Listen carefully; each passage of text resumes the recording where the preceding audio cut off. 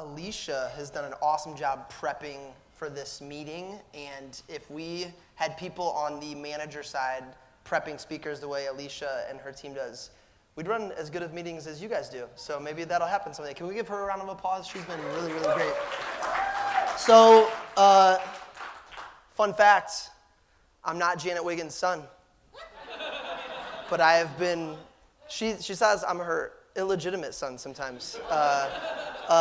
So really fun.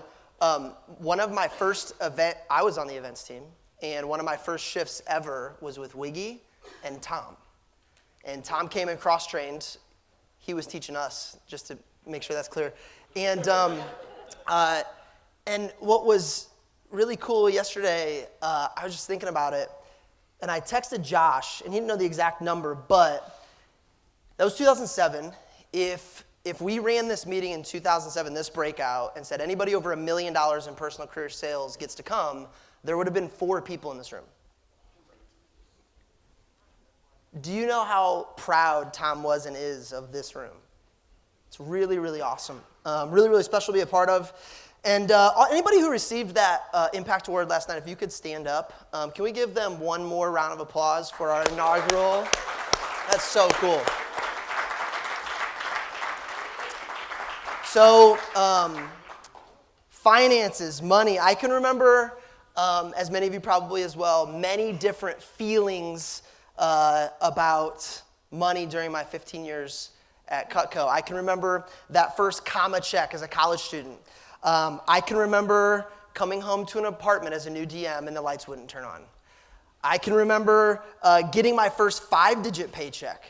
I can remember actually caring how my paycheck worked after having a huge CPO week and not getting one because of charges. I can remember my first 6-figure profit year. I can remember my first tax season that I didn't have enough to cover what I owed. I can remember, that one hit some of you deep, that was good. I can remember the first time I funded my Roth IRA. I can remember the first time I funded my 401k. I can remember my first house I bought before getting married. I can remember selling that house to pay off debt that I owed. I can remember my decision to pay off student loans. That was good. I can remember paying off my wife's car. I can remember my first 200K profit year. I can remember the first house we bought after getting married. I can remember getting a lien on my checking account for overdue taxes I owed. I can remember feeling like I was starting to get it when we had 0 debt, all of our investments funded, taxes paid, and we had extra money left over, so we got to bless a family in need. That was cool. I can remember my first $300,000 profit year. I can remember buying the home we live in today. I can remember deciding I was going to pay for my kids' college and starting a savings for that, and then quickly deciding to pay for private school, and that's probably going to take all that money instead. For the record, I hope my kids never go to college unless they want to be a nurse, doctor, something that they need to. And here's the deal. Yeah, we'll see. When it comes to finances, I share all that with you because I don't want you to think I've got it all figured out by any means. I've been through many of the ups and downs that come with being an entrepreneur of any type. And because of that, I'm able to help my DMs and my CSPs develop better financial habits than I had. And I always come back to why did that have to happen? That had to happen so that way I could help others not make the same mistakes or make them less often than I did. Another thing I want you to understand is I believe many of you in this room are maybe better at this category than I am potentially. My goal for you is, can you get one nugget? Like, can you get one nugget today that'll impact your 2023? And I'm seeing so many faces that I saw at my first SC2 and talked during, and I'm like, why am I up here? I hope I can give you one nugget to learn from today. So let me say this. I am not a financial advisor. I am not a CPA. And I am not responsible for any decisions you make that make for a horrible future for you after today.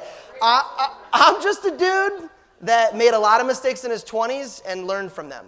I get asked all the time, Brett, like I'll give a message to DMs or CSPs and they'll be like, man, how do you know that? I'm like, because I really effed it up way before I knew you. And now hopefully you won't. Perks of me giving this message. I know how your Cutco income works. There's a lot of financial guidance out there that aren't built for somebody paid on commission. There's a lot of financial guidance out there that's not built for somebody that has a show season and a let's go travel season. I get that. And then also, I'm a non-financial guru, so hopefully I can use words that you'll actually understand. That's what I hope we're excited about. So let's start here. Getting incorporated. By show of hands, who's incorporated LLC? You got something. Okay, this room, great. A little over half. If I had to tell a 5-year-old how taxes work, here's what I would say. It's revenue minus expenses is your taxable income, okay? And then you're charged a percentage off of that taxable income.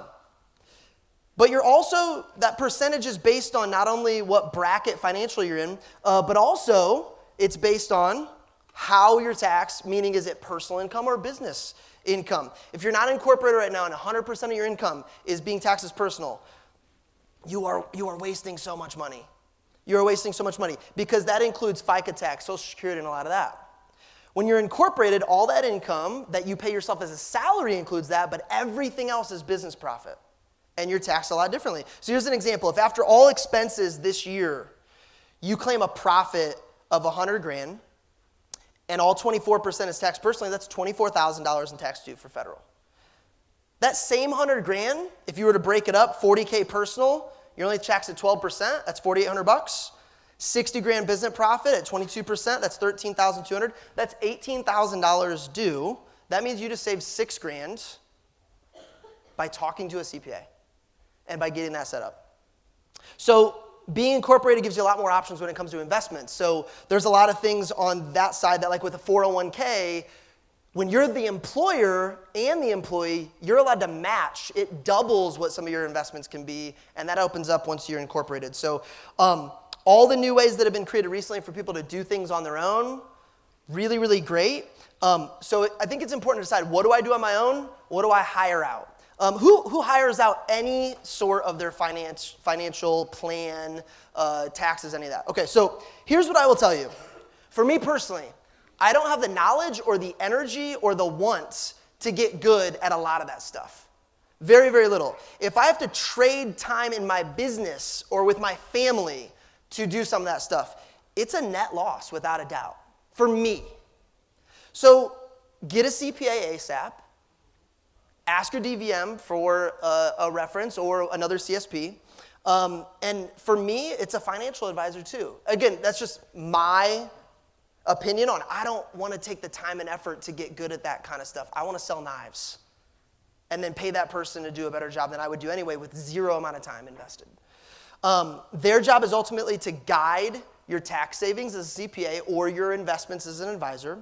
So you don't have to. My CPA gives me a checklist every single year for personal and for business to identify potential write-offs and credits that I could be eligible for, and then he tells me how to take advantage of them. One more person that I would hire out, and I highly recommend this. How many of you guys have a rising stock account? Okay, I think this is a huge opportunity for our CSP community. Our managers in my division, you're required as a new manager to be a part of Rising Stock. Adam Stock and his team is phenomenal. You can do categorizing only. You don't have to do coaching. I just do categorizing. But I had a branch one year that went out and said, no, I'm doing it on my own. My dad's a financial guru. Wiggy probably knows, Bench probably knows who I'm talking about right now. And he goes, no. He did his taxes. He's like, Brett, I paid this much in taxes. I'm like, that's not right. There's no way. We looked back. He didn't write off his mailers that he spent money on because I'm going to do it on my own. Like, I don't know. It just didn't work out for him. Last thing on Texas, and then we'll get into investments. By the way, there is resources for Rising Stock. Just ask your DVM. So when it comes to paying taxes quarterly versus in one big chunk. How many of you guys have gotten to April 15th before and you're like, I'll defer that?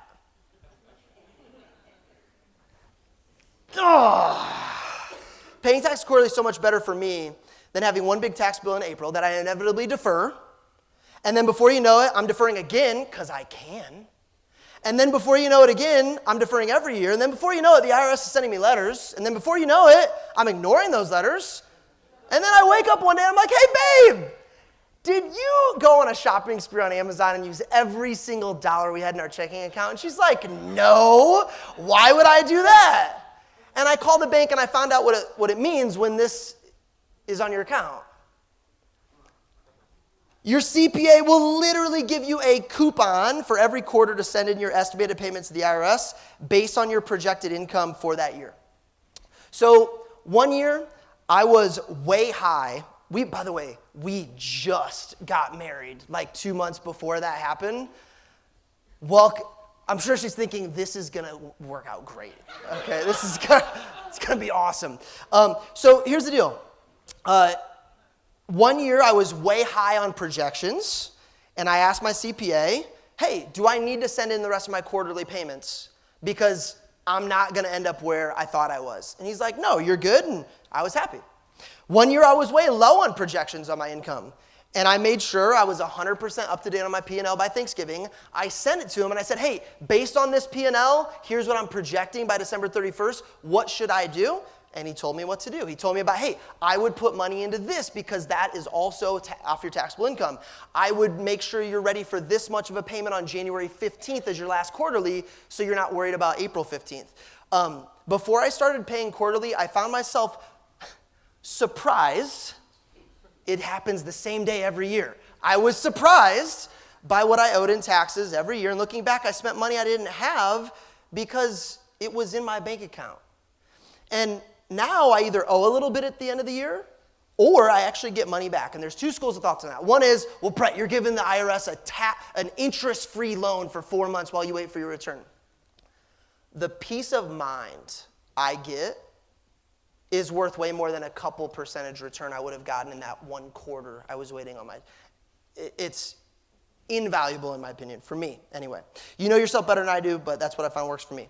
So years ago, I was making a ton of money, but every year at the end of the year, I felt like I had nothing to show for it. Ultimately, it always felt like my wheels were spinning, and the only way to fix it was to work what? Harder. Who's felt that way before? There's years where I've made over 200 grand and I felt broke, and there's years when I was a DM and I was starting to learn stuff that I made 80 grand and I felt rich. A lot of times it's not how much money you make, it's what's your plan before you ever make that money. If you don't have a plan before you make that money, it's all up to emotion. It's all up to how do I feel in this moment, and then you want to be pissed at somebody else when it doesn't work out well. So at the end of the year, my goal was to feel different. And here's how I fixed that. It's called the investment hierarchy. So this specific approach, I want to make sure I'm really, really clear. This will not make you rich or build wealth for you immediately. My goal was simple. My goal was one word: peace. I wanted to know my family's good. I wanted to know I was working from a place of get to versus have to. I wanted to be in a place that I was more carefree, and I wanted to be in a place where I could breathe easy. I wanted to be in a place where I wasn't losing sleep at night worrying about whatever dollar amount was in my checking. So if your goal is to build a rental empire or play the stock market daily, that's awesome. I'm not your guy. But regardless of what your goals are, I think you can take this approach and you can tweak it at the end to make your own. One of my goals at the end of this is for you to make your own investment hierarchy based on what you believe you want to do. These are yearly steps. They're in order, meaning the reason I created it was I wanted to be able to unemotionally navigate what I was going to do with my money before I earned it. And what I found was no matter how much money I made, if I didn't have a plan of what to do with it beforehand, it would always dry up. And I would always think back, where did it all go? And I would look at my P&L, and it wasn't one thing, it was a little bit extra in 49 different categories that was completely unnecessary. Some of them were business. And in the moment, I would go, oh, but it's okay, I'm investing into my business. Or, oh, yeah, that really crazy dinner for my DMs, maybe for you, a client retention. Yeah, but it's for my business. And I found out it was just drying up really, really quickly. So keep in mind, this is my investment hierarchy based on my goals, based on my beliefs, based on what my family and my situation is. My hope is you can tweak it to get you something that you're fired up for your future. One last disclaimer. This is assuming you have no high-interest debt left to pay off. If you do, like credit cards, cut it up, pay it off, get it done. Cut it up, pay it off, get it done. I had multiple credit card balances that I was keeping around for no reason besides the fact that as long as I made the minimum payment, nobody was coming after me.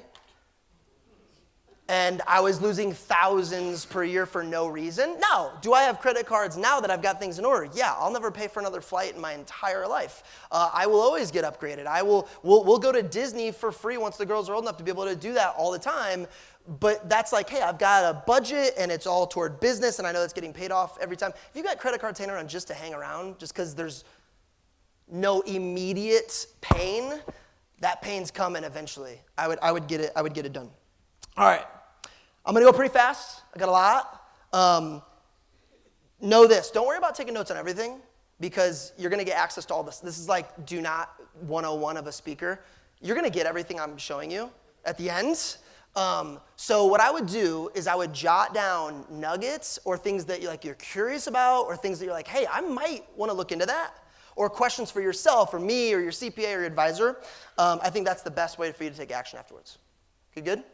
All right, let's do it. So first, we've got a health, let's go back. There we go. 4-month emergency fund, okay? Some people argue 3 months. Some people argue 6 months. Some people say $1,000.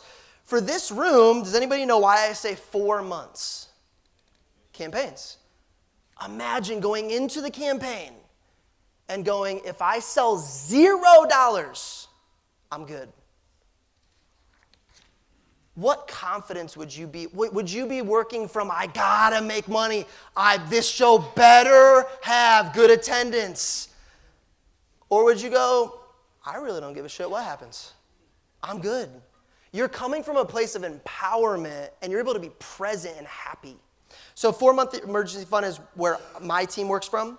But Brett, wouldn't it make sense to put that money somewhere it's earning interest instead? You just got to know yourself. How you react to financial pressure. Me personally, I crumble. I will earn way more because I work way more productively when I know I don't need a damn thing. And for me, that's that 4-month emergency fund for the campaign.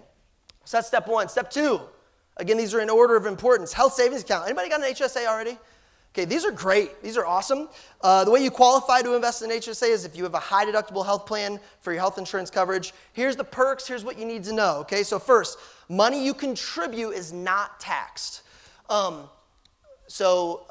Two terms that you're going to want to know for today. A contribution is money you put in. Okay? A distribution is money you take out. So contribution is what you're putting in. Distribution is when you decide to take it out. So you can take money out at any time to cover qualified medical expenses, and there's no expiration date as long as it's a medical expense. So when you distribute, that's how that's going to work. Now, any money you contribute, you put in, that does not get used can be distributed at no penalty after you're 65. You just pay federal taxes on it when you take it out. This is how a lot of IRAs, a lot of investments are going to be. There's going to be an age that it's like, hey, once you hit this age, you can take money out, no penalty, you're good to go. This is cool because if something did happen and you did need to use it toward a health situation, you've got it saved right away. And versus having to take it out of your checking account and your personal income, which you did get taxed on, you're using money you never got taxed on. So HSA, if you distribute money before you're 65, that is not for a qualified medical expense, you'll pay federal taxes on it and be hit with a 20% tax penalty. Okay, so keep that in mind. This is long-term money. In 2023, the rules are you can save $38.50 as an individual. Where are my single people's at? And I mean like not married. Okay, you can have a boyfriend, girlfriend, both. I'm not judging. Okay, good. Where are my married couples at? Married couples? Okay, so you can save $77.50. It can be used on any spouse or dependent. Deadline to contribute is April 15th of the following year. So let's say you're like, Brett, I left this meeting today and I want to do that. You have until April 15th of this year to make your $77.50 contribution for last year. Give me a thumbs up if we're good. You're with me. Awesome. Remember, slides will be in there if you're lost. Okay, next, 529 plan. I love this one. If you ever plan on having kids and you like to pay for private school or college, absolutely do this. Here's the perks and why I like it. You get a 20% tax credit. What's the difference between a credit and a write-off? Who can tell me? Credit and a write-off. Somebody, come on. We were up late drinking last night, huh? Good. Yes, in the back. Your name? Alan. Okay, credits carry over. And a write-off would just be? Yeah. So a write-off is, Okay, let's say my taxable income was 100 grand and I have a $5,000 write-off. Now my taxable income is 95 grand. A credit is my tax bill was 10 grand, now it's only 9 grand. A credit is a big deal, okay? That's why I'm gonna keep having kids. You get $3,800 each one, it's great. So the max credit is $1,000. There's no federal limit on how much you can contribute, but there is a max credit or write-off based on what state you're in. I'm using Indiana's example, okay? So because of this, I contribute 5 grand every year to max out my credit. And again, this is different from write-off. This is a credit. And your money grows tax-free. So I actually was doing this at first, not knowing it was growing. I was like, dude, I'll take $1,000 tax credit every year, awesome. And then I looked and I was like, wait, I didn't put in that much. Now, I'm not going to look at it today because this year's been great for investments. But next year I'll look at it and be excited. So you can transfer it from kid to kid. If one doesn't go to school that qualifies or doesn't go to college, if you have kids that none of your kids use it and there's money left, you can transfer it to grandkids. Okay? Here's really cool part too. It's not like if you have life insurance for your children, this is in your name. These are your funds. They don't have to be used for them if you end up taking them out. So you can take them out for qualified educational expenses. This is a short list, but including but not limited to. Okay, so full tuition, room and board, books and equipment for school, K through 12 private school, up to $10,000 a year, up to $10,000 in student loan repayment, and matching scholarship amounts. I just found out about this one researching for this message. So it's still taxed, but there's no penalty, meaning if your son Johnny gets a $35,000 scholarship, you can take out 35 grand at no penalty. You'll pay federal taxes on it, but you can match any scholarships they get with that. Penalty for distribution for unqualified reasons, okay? Money left over after all the kids are done with school, you don't know what to do with it. You will pay federal income tax and a 10% penalty, but don't forget, you already got that tax credit. So that's still a net positive. Deadline for contributions, this one's different, December 31st of that year. What I do with all these deadlines, who uses some sort of app for their to-do lists? I use an app, it's really, it's a crazy name, it's called To Do.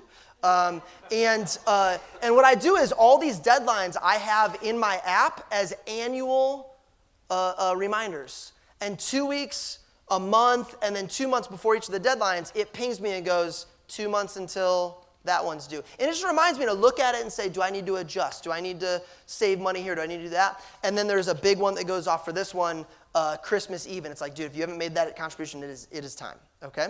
All right. Next. Ooh, traditionals and Roths. Okay, traditionals and Roths. Who has this set up through Vector, through American Funds? Anybody have an American Funds account? Okay, if you're not doing this, even if you're not going to invest it, do it.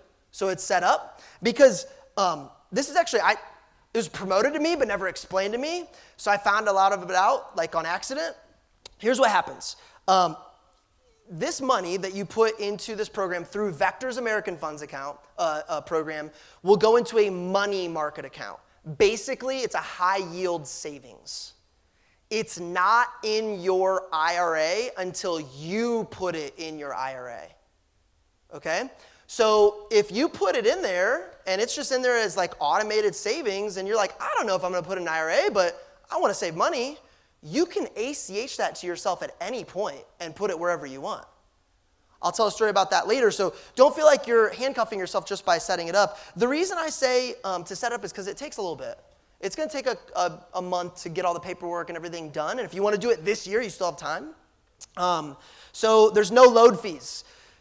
My financial advisor, I had this before I met him, and he's like, hey, like, why are you doing that? Can we invest it here? And I'm like, dude, I don't know. I just know it's a great program. Call Olean. He calls Olean. He gets a hold of Smith Barney.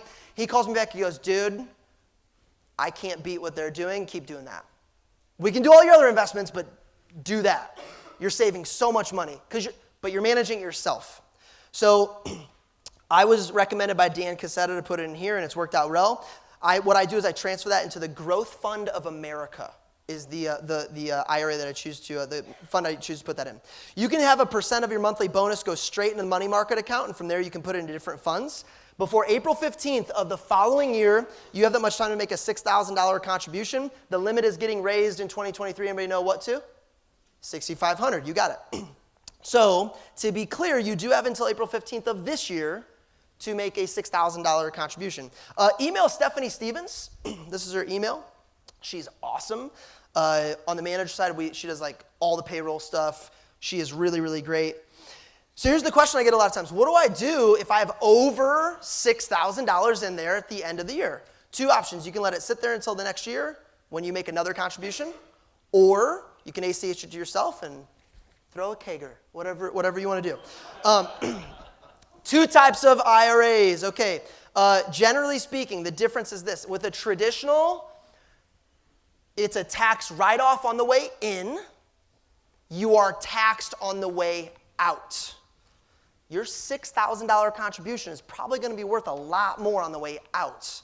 A Roth IRA, you are taxed still on the way in. It's still taxable income. But when that grows and grows and grows and grows 40 years from now and you take it out, you're not taxed at all. So I'll go through the differences specifically, but that's a huge advantage for retirement. So here's the rules.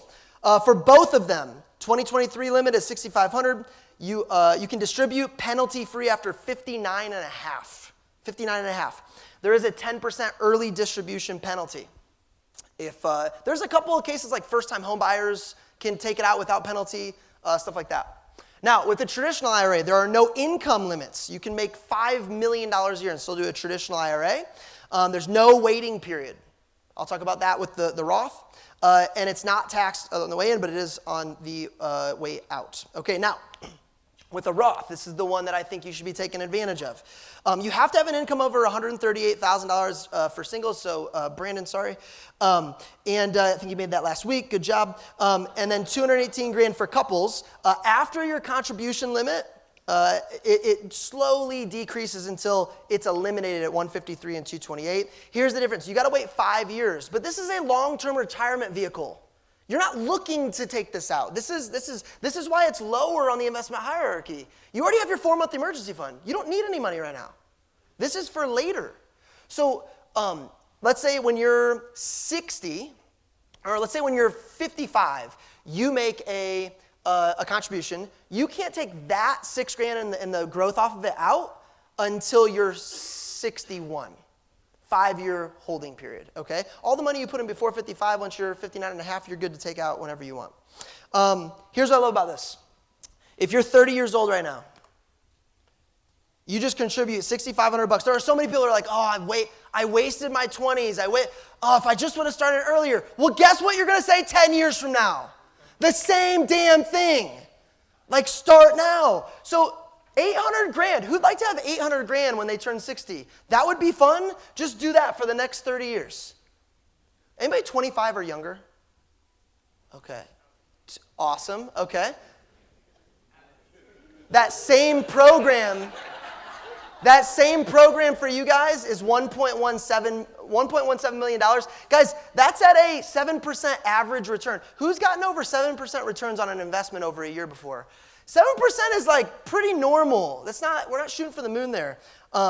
Here's the downside. You do have to wait for retirement. So it's a retirement vehicle. It's not a cash flow one. That's why it's not higher on my hierarchy. All right.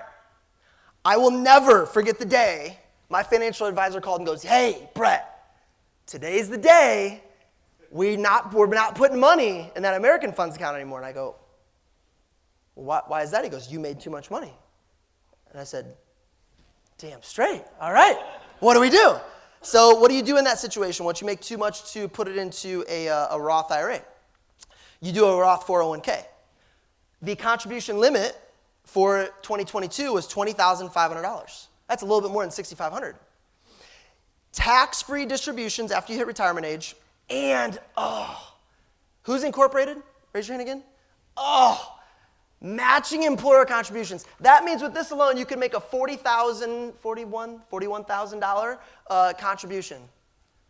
That's a lot of change. That's great. So only difference, this This counts as current tax year expense for your business, so it is a write-off for your business. That's fun, if it's on the business side. And you will be taxed on the money you take out after retirement for the business portion of that, okay? Probably, so there are a few rules. One of them, like, whatever you do for one employee of your corporation, this you have to do for all employees. Does that make sense? So if you're like, hey, $20,500 and you've got somebody that's done virtual assisting for you that you've paid through your S-Corp on a W-2 for the last 5 years and they work 500 or more hours per year, well, you better get ready to give Peggy her $20,500 investment as well, okay? So probably nothing none of us need to worry about unless you have a really big built-out corporation. Something to consider and track without a doubt, though. Easy fix to pay anyone a 1099 instead of a W-2. And now that's taken care of. We were still able to do a backdoor Roth IRA for my wife. So what that means is it starts as a traditional, and then my advisor slowly turns it into a Roth IRA over time. I would tell you how to do that, but I don't freaking know. So just find somebody who does. Other rules on a 401k are similar to what we've already covered. One new one, required minimum distributions at age 72, meaning at age 72, they actually will force you to start taking that money out. I don't know if you have an estate or if you have a trust or will or anything like that, if that changes, but that's what I found online. And then there are yearly fees with a 401k. So far for me, it's been a couple $100 a year. It's like maintenance fees and things like that. Unless you're going to do this one long term, it might not make much sense. Deadline is December 31st of that year. Okay, where are my Dave Ramsey Eliminate Debt fans? I'm one of them. Okay, Dave is the man. All right, Dave is the man. Dave programs a lot of times, it's for somebody who is like in the gutter of the I'm in deep, you know what, help me. Help me, okay? I have it a little bit lower for this room, hoping that, hey, there's good debt and there's bad debt. This is assuming you have no high interest. This is like car loans, medical bills, student loans. Your mortgage is not something I would attack at this point yet in the hierarchy because your mortgage interest is a tax write-off every year. The interest you pay each year is also tax deductible. So, firm believer in, who knows what the debt snowball is? Okay, if I were to explain it like you're a fourth grader, it is you take the smallest loan amount, the smallest amount, it does not matter what the interest rate is, and you pay that off first. Does anybody know the mental side of that? Yep. So basically, small wins. Yeah, it's like, dude, I can see it getting eliminated. I can see it. It really does help you build momentum. So if you have any high interest debt, I would highly recommend looking that up. It's called Debt Snowball, okay? So, and this is where you got to know yourself better than I do. If you're sitting there going, the peace of mind I would get from eliminating all my debt before investing $1 is more valuable to me, cool, do that. If you're sitting there going, Brett, I will have $1 million in debt. I do not care. I want to invest. Cool, like that's how you work. Just realize the strategy you believe in is the one you are going to execute. Not the strategy that I said because I said it. All right, next, extra mortgage payment. Josh Mueller actually helped me find an extra life hack on this one about a year ago on a call. So good. If you don't own a home yet, more on that soon, making one extra mortgage payment to your principal, important if you're taking notes, principal amount each year will save you years off your mortgage, save you tens of thousands of dollars. Basically, let's say your mortgage is $1,200 a principal every month. There's two ways to have an extra payment. One would be just write an extra $1,200 check or do it manually once a year. What we do is we just divide it by 12 and we just add that much onto every month. We never even feel it. So in this example, if it's $1,200 mortgage payment, I want to see that one.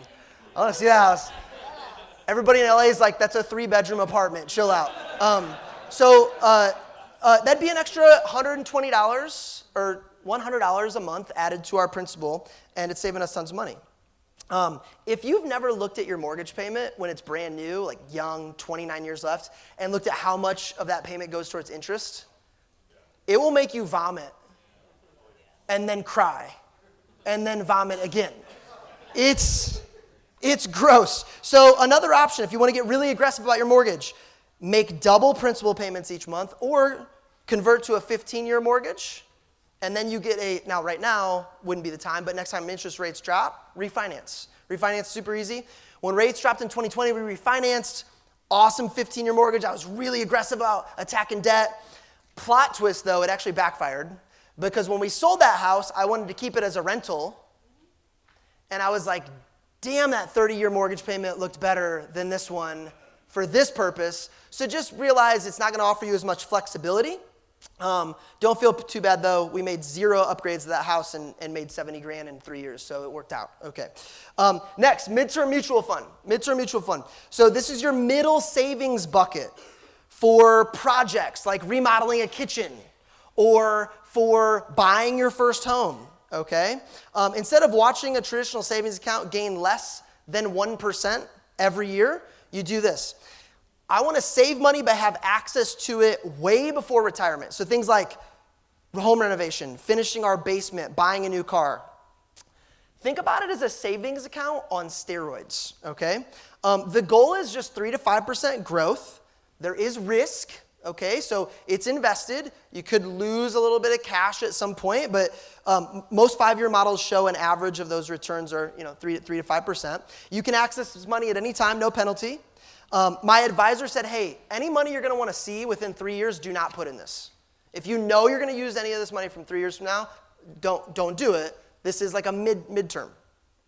When you do want to make that big purchase, you already have the money to be able to do it. So we set up an automated transfer. Anybody have any automated savings going on right now? Isn't it crazy? Like before somebody told you to do it, you're like, what if I run out? And then you do it. Who has done this and forgotten about it at some point in time? And then you're like kind of doing like at the end of the year, like, let's see where we're at. And you look at it, you're like, holy, 10 grand. Okay. Where'd that come from? If you didn't do it automatically, you would have spent it. How do I know? Because I did a lot of times. And then I'm like, where's my money at? Versus, where'd that money come from? It's just a better feeling. If you don't own a home yet, I would use this to start saving for one. If you're in a position to buy soon, I would start a withholdings account to do it right away. That's how I purchased my first home, was withholdings. We purchased 3 homes in the last 8 years. I know there's a school of thought of, Brett, homes aren't investments. Well, just let me tell you my personal experience. We've never done a major upgrade on any of them. The first one we sold after living in for 4 years, we made 40 grand. The next one we sold after living for 3 years, we made 70 grand. All tax-free because all real estate income below 500 grand for married couples is capital gains, no taxes. So the home we've been in the last year, it's held its value. If I sold it today, I'd get the equity back on it. But I'd have plenty of cash if I needed to. Some of this may be because of the state of real estate I've lived in the last 10 years. Okay, I didn't own a home in 08, 09, so the person that lived during that time might have a little bit different viewpoint. But of all the financial decisions I've made in my 15 years at Cutco, few have paid me back quite like the homes that we bought, instead of throwing away $1,000 a month in rent. I saw it, and I know some of you guys probably follow mortgage lenders on social media, different breed, okay? Don't love everything they share, but one thing stuck with me. If you're worried about interest rates on buying a home, don't forget, renting is 100% interest every time. If I had to do the process all over again, I would never have sold my first 2 houses. I would have kept them as rentals, absolutely, positively. There's a lot of property management companies that'll just take 10% of rent, and they do everything else. That's what I would do. All right, last one, SEP IRA. SEP IRA. I put this one last because it's kind of a wild card. What do you do if you make more than if you have more than $6,500 to put in a Roth, but you miss the December 31st deadline for a Roth 401k? Maybe you're expecting a huge bonus in January. What do? You do a SEP IRA because as long as you claimed enough income, you can contribute way more than $6,500. Here's the cool part. You're allowed to contribute 25% of your personal compensation up to 66 grand. If you claimed $50,000 for the year's personal income, you can contribute $12,500 into a SEP. If you claimed 100 grand, you can put 25 grand in. Just realize the more you claim in personal income, the more you're going to pay in personal income tax. Very, very similar rules. Deadline of April 15th. You can't touch it before you're 59 and a half. It's not taxed on the way in as an employer. It's taxed on the way out as personal income. If you take it out early, extra penalty of 10%. All employees of an S Corp have to have the same percentage put into their SEP. So if you have any employees, they got to be 21 years of age or older, worked 3 of the last 5 years, and the income minimum is so low, just assume if you've had anybody 21 or over work for you for the last 3 out of the 5 years, they probably qualify for this. Again, this is why I have a CPA and an advisor. I'm just like, here's all the wages. What do I do? And they tell me. Deciding how much to claim as personal income, which investments, what to do. You know who's really good at all those math equations? Your CPA. Just use them. If I'm ever unsure, I'm like, hey, what do you think I should do? And he gives me like 4 different models of like, here's what this one looks like. Here's the tax advantage one. Here's the long-term advantage. Here's the cash flow. And I pick one and I do it. So go ahead and jot this link down. All my slides, all my speaking notes are at bit.ly/net23ih, all lowercase. Give you just a second to jot that down, bit.ly/net23ih. And then I got a little exercise for you. And then we'll let Curtis give us the goods. I do want to remind you, I designed this as a yearly checklist that is in order. My goal is to do each of them in order. When I hit one, I move on to the next one. Regardless of my income, every year I'm accomplishing what I believe is most important first. If at the end of the year I got extra money left over, I can choose something, whatever I want, guilt-free, because everything's taken care of that I thought was more important. I know my future self is taken care of. I know my current family is taken care of. If I'm not sure what to do yet, I can throw it in that midterm mutual fund and it can gain interest until I want to take it out. So, what's next? Think about what matters to you and how you view your retirement. Do you actually care if you have money saved for later in life if it has to come at the expense of doing things today? Maybe not, and that's okay. Decide how you feel about having debt. Does it stress you out? Regardless of the amount or the interest rate. Does it not bother you at all? And paying it off just comes down to what the best mathematical decision is. Find out what your goals are long-term and what investments do you want to be making. Is it rentals? Is it a traditional retirement vehicle? Is it starting a business? Next, you got to educate yourself on the goals you have. There is zero excuse to not have a skill you want with things like YouTube and podcasts and all the books, man. Just read and listen. And what do you want to do and go learn about it? Next, find people smarter than you. Not very hard for me. So you can trade money for their knowledge. I love trading money for knowledge. It took them 35 years of their life to become a financial advisor. It took me a couple $100 to get everything they've already gained. It just makes sense to me. For me, that's my CPA and advisor. Who is that for you? Next, make your own hierarchy. You could take mine, but take my concept, make it completely your own, steal mine. I don't care, just have one. The plan you believe in most is the one you're most likely to execute. And then lastly, you got to start today. You will blink and it will be December.